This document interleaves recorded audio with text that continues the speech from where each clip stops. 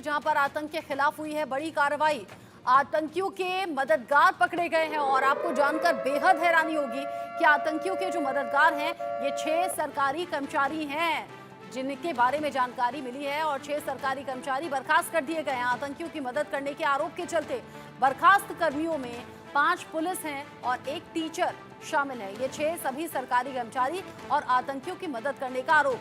Narco terrorism के खिलाफ ये एक्शन हुआ है जहां पर 6 के 6 सरकारी कर्मचारी बर्खास्त कर दिए गए हैं। जिस तरीके से आतंकी घटनाएं घटी हैं उसके बाद घाटी में अलग अलग तरीके से लोगों में दहशत पैदा करने की कोशिश पिछले कुछ दिन में बढ़ी।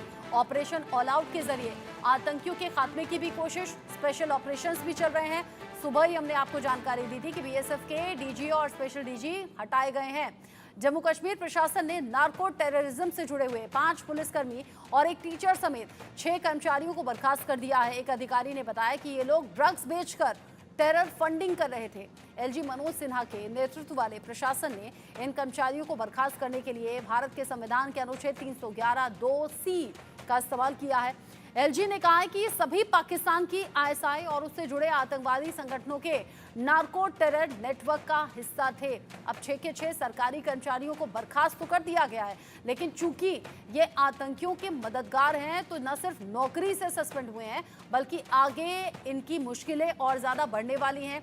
लगातार जो सुरक्षा बल हैं, जो सुरक्षा एजेंसियां हैं, वो जगह जगह ये पता लगा रही हैं कि लोकल सपोर्ट कौन सा है, क्योंकि विदाउट लोकल सपोर्ट ये आतंकी आगे बढ़ नहीं सकते, सर्वाइव यहाँ कर नहीं सकते।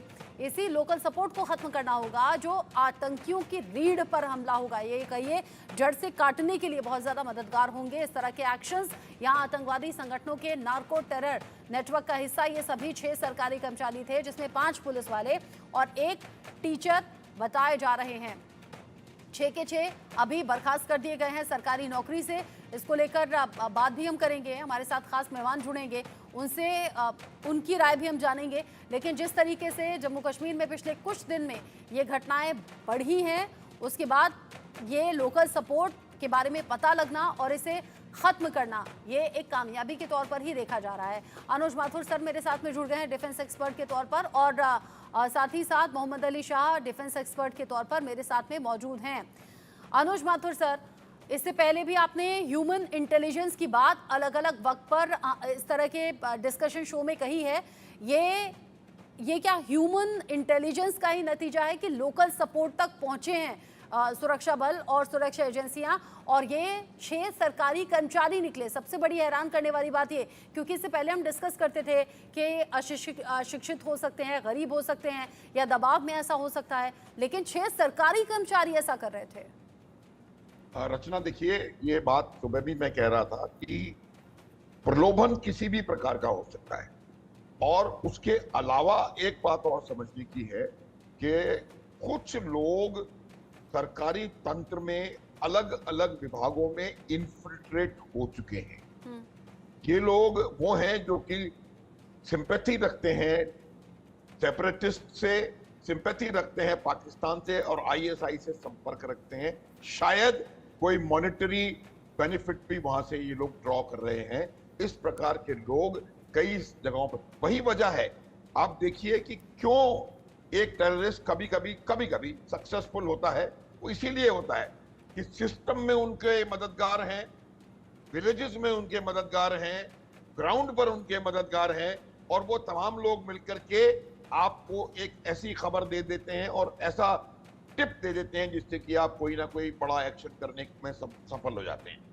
जैसे कि वो बस के ऊपर एक्शन हुआ, उसका पूरा वो पूरा काफी समय से उसके ऊपर काम किया होगा उन्होंने, तब कहीं जाकर के उसके ऊपर उन्होंने उनके ऊपर एक्शन किया। ये एक बहुत बढ़िया और सकारात्मक कदम है।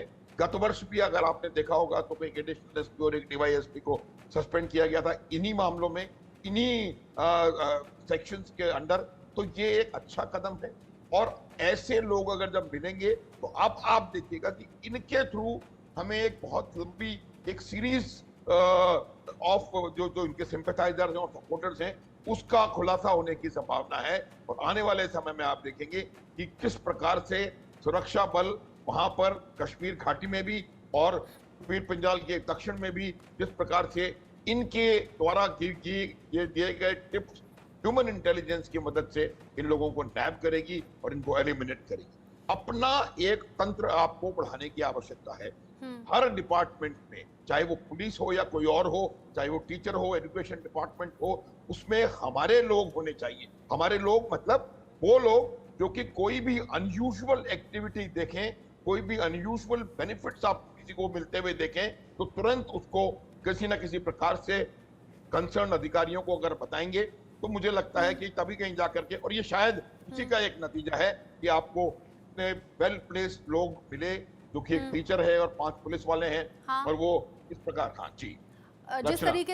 जिस तरीके से 5 पुलिस वाले और एक टीचर को लेकर खुलासा हुआ है, ये बड़ा मुश्किल है कि कोई नौकरी के अलावा अपनी पर्सनल लाइफ में क्या कर रहा है ये जानना। और जैसी अब तक की जानकारी है कि ड्रग्स बेचा करते थे ताकि टेरर फंडिंग हो जाए, यानी सरकारी कर्मचारी में रहते हुए पढ़े लिखे ये लोग थे, पुलिस विभाग में टीचर, और ऐसे पेशे से जुड़ने के बाद आतंकियों की मदद करना, ये बड़ी चिंता वाली बात है। मोहम्मद शाह का मैं रुक करूं, उससे पहले एक और अपडेट है जम्मू कश्मीर से। ये बड़ा अपडेट है जहां पर सरहद पार से लगातार आतंकियों के घुसपैठ की कोशिश होती रही है और इस घुसपैठ के बाद बड़ा एक्शन भी ले लिया गया है। केंद्र ने बीएसएफ के डीजी और स्पेशल डीजी को हटा दिया है।